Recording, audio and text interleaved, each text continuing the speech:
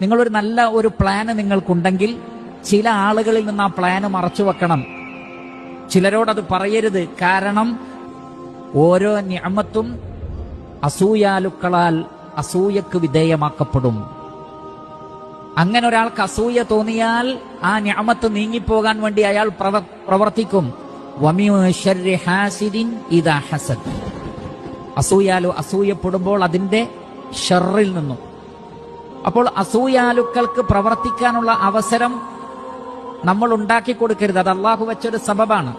റഹ്മാനായ റബ്ബ് അത് എല്ലാം നടപ്പിൽ വരുത്തുകയില്ല. എന്നാൽ അള്ളാഹു ഉദ്ദേശിച്ചാൽ ചില ഷർറുകൾ വന്നു ഭവിക്കുന്നതാണ്. അതിന് കാരണക്കാർ നമ്മൾ തന്നെയാണ്. അതില്ലാതിരിക്കാൻ വേണ്ടിയുള്ള വഴിയാണ് നബി സല്ലല്ലാഹു അലൈഹി വസല്ലമ പറഞ്ഞത്, ചില നിഅമത്തുകളെ, അനുഗ്രഹങ്ങളെ അസൂയാലുക്കളിൽ നിന്ന് നിങ്ങൾ മറച്ചു വെക്കണം.